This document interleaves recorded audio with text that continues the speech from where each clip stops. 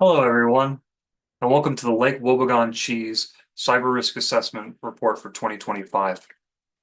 I'm Stephen Clemens, and I'm going to be the presenter today. I have some experience in industrial manufacturing and logistics. There's my cell phone number, and there's my email. If you can't get a hold of me, there's the email for the security team, and someone will get back to you there. So here's the agenda to today. Um, we're going to discuss risk, what it means for a company, risk assessments, and how they're a useful tool in determining risk. What did we find during our risk assessment of Lake Wobegon cheese? The biggest risks and how to mitigate them, implementing a response and recovery plan, the implementation timeline, and then finally we'll answer with some questions. So what is risk? NIST defines risk as a measure of the extent to which an entity is threatened by a potential circumstance or event. In layman's terms, how is something going to harm our company? This could be a bad actor, it could be a mistake by an employee, it could be a disaster, something that we can't control. So risks cannot totally be eradicated because there's always going to be someone out there uh, who's going to want something that we have, and they're going to be able to exploit a vulnerability with our security architecture. But ideally, we can put enough controls in place that they'll encounter a roadblock and won't be able to affect or obtain the asset. So here's our cyber risk assessment overview. It's going to be for the Lake Wobegon Cheese Company. We're going to identify the assets, what provides value to the company, controls, what's protecting our assets. We're going to be identifying threats, what can harm the assets, the vulnerabilities, the holes within our security architecture that can be exploited, the likelihood, which is the probability of a threat being successful, and the impact, which is the magnitude of the threat when it is successful. And by getting all of these together, we can determine what the risk to our company is. So to better describe that, here is a infograph. A threat source will initiate a threat event that exploits a vulnerability. Ideally, the security control will stop it, but if not, it causes the adverse impact to the organization. So going on to our cyber risk assessment, here's our company. It's one of the largest producers of artisanal cheese in America. About 500 tons of cheese are produced annually with an annual revenue of about 500 million. We have extensive private and government contracts, and this is because of our product quality and our stringent safety standards. So we're going to identify our assets first.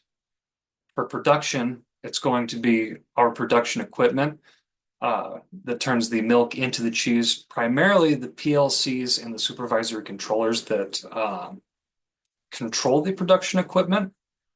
After that, we're going to be going to our IT network. That's where all the office work gets done and the hardware that allows us to intake information and send information out, which leads us into our ordering, specifically the ordering application, how people will be able to place their orders and how we can fulfill those orders. Finally, we have the creamery, which is a place where people can sample our wares, and it's very good for PR. So going on to controls, we have a firewall in place that helps monitor network traffic and only allow authorized packets to come in. We have physical restrictions to the company itself, meaning that people can't just, wander into our computers or to our production assets and mess around with them. We also have security awareness training for IT, upper management, and senior leadership, so they hopefully know what to do and what not to do with their cybersecurity space. And we finally have backups for customer data stored on site. Moving on to vulnerabilities, the holes within our cybersecurity architecture. Our network security is a little weak. We have networks without passwords. We have SSIDs being broadcast, the identifiers. We have unmanaged network equipment, taking it out of the box and not changing passwords. And we only have one singular firewall. If they were to bypass that firewall, then they'd have access to our entire system. Going further, we've noticed that everyone has administrator privileges. We call that privilege creep. If someone were to get credentials, they would have access to our entire network. Going on to multi-factor authentication, if someone were to obtain credentials because there's no multi-factor authentication, they would be able to access our network. After that, our production assets, like our PLCs, are accessible from the main network. If someone were to gain access to our network, they would also have access to our production machinery. We also have weak passwords. They're a little too short and they need to include numbers, special characters, and be a little bit longer. Finally, our general employees have no security training. And the fact that they all have administrator access and no security training means that if they lost their credentials, someone would have access to our entire network. So who would want to hurt our network? Hackers are the first threat that we would cover. They would move into our network and they would either encrypt our data or leak our data, threaten to leak our data, or threaten to alter our codes to usually extort money out of us. Beyond that, we can also include employee errors. That's data sent to unauthorized users, or deletion of data, or alteration of data by accident. Finally, we have disasters. These are things that we can't control, like tornadoes, earthquakes, power outages, fires, and then we can also include physical attacks into that. So these are the 5 risks that we've identified that should be fixed this year. And we're going to focus on these 5 primarily because they all include common assets.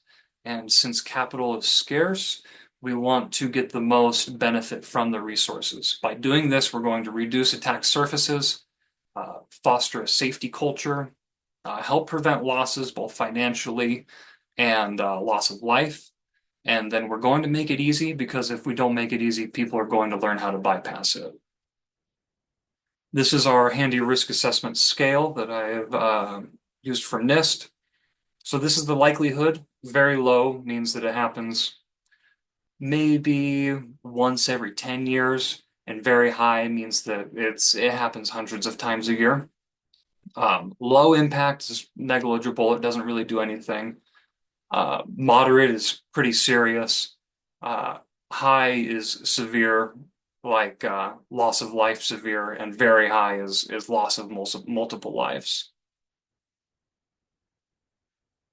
So our first risk result is basic network intrusion. If someone were to get into our network, they would have access to the entire thing. We have firewalls in place, but those can be bypassed. We also have passwords in place, but if people were to get the credentials of an employee, they would have access to the network. So it has a high likelihood and a high impact, so this is a very high risk one. Our suggested actions are network segmentation and additional firewalls.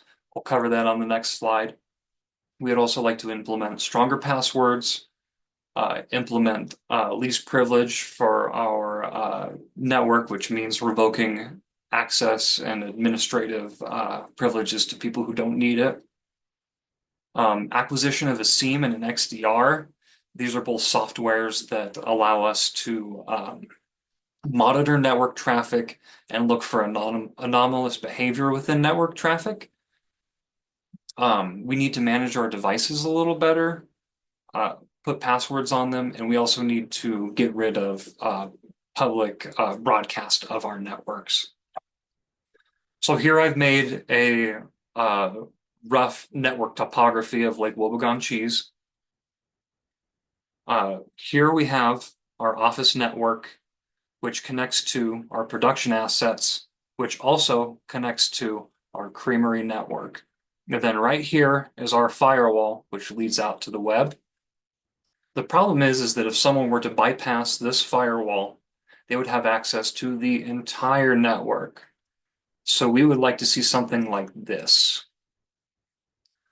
This is the internet, and here is our first firewall. If an attack were to come in through this, hopefully it's stopped, and if it doesn't, it goes to our hub. But here, it encounters more firewalls. So this is a segmented and layered network. This would mean that if someone does breach into our network, uh, they wouldn't have the entire network at their disposal. So that leads into our next risk result, malware that alters the production assets. Our biggest scare here would be something that modifies a set point in our pasteurizing machine. If the milk isn't pasteurized and contains pathogens, it could lead to death. That's why we have a very high impact. We don't think it would happen, but if it were, it would lead to a lot of problems.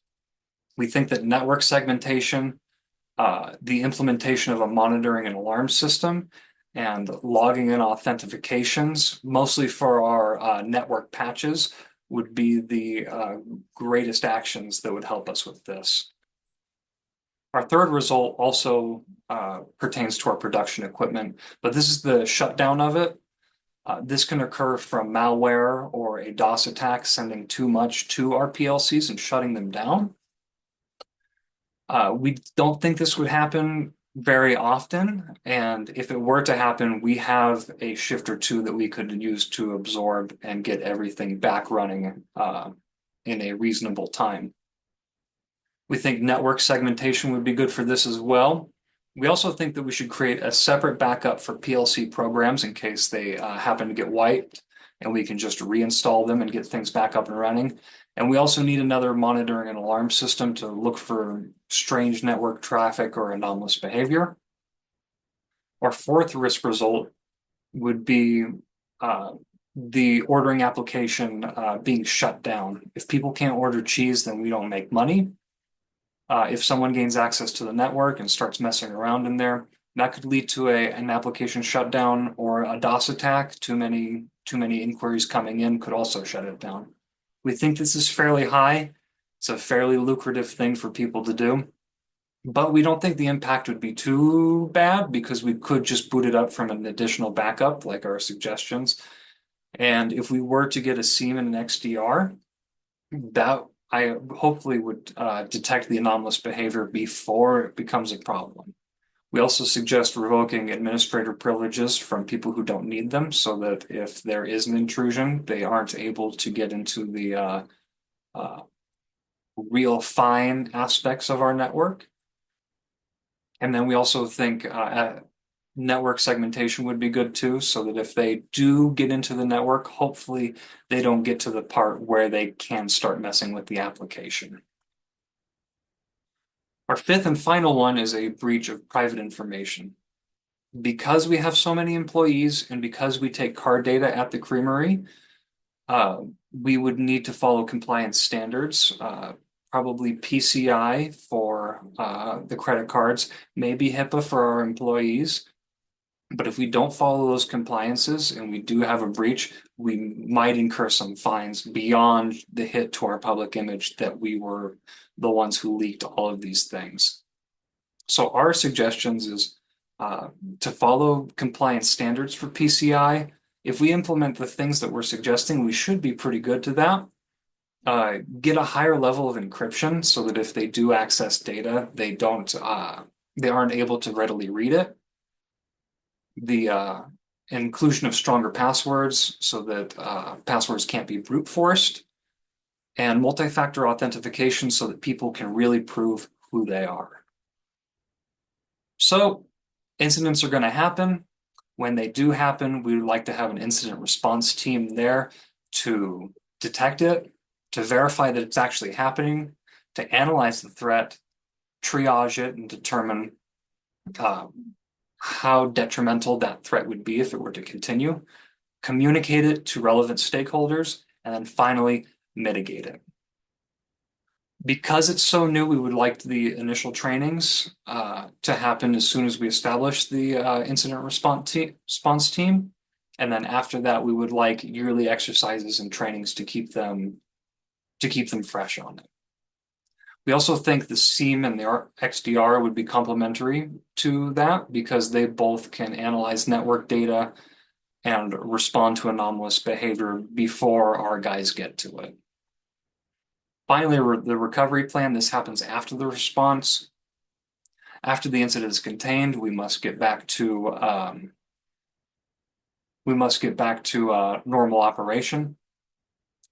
We also would like the recovery team to be the same as the response team. And during the same, we could implement the same initial trainings and yearly trainings for both. By doing this, we would be able to minimize loss fiscally. We could minimize damages to life and health. We could minimize the downtime and keep production going. For this, we suggest that backups are verified. If the backup is old or it doesn't work at all, then it's not very helpful. We need to make sure that everyone in the recovery team knows what they're doing and where they're assigned. And we also need to make sure that when we're recovering, we're communicating with internal and external stakeholders. So for the implementation time, for the easy stuff, we'd like it implemented next month. That's employee trainings, stronger passwords, revoking administrator privileges, and basically configuring network devices. Over the next 3 months, we would like the addition of more firewalls, ideally from different vendors. We would like additional backups, particularly the PLC programs. We would like to go over our encryption and get an enterprise level encryption. And we would like to implement multi-factor authentication. Over the next year, these are the big projects. We want to start implementing monitoring and alarm systems for the network and for production assets so that when something goes wrong, we can remediate it as quick as possible. We want to start tweaking our network architecture to make it safer and more segmented. And we would also like to try and get the SIEM and XDR installed within the cybersecurity architecture. They're a little expensive, but I think they're really worth it. So are there any questions? No? Well, thank you very much. I'm Steve. There's my numbers.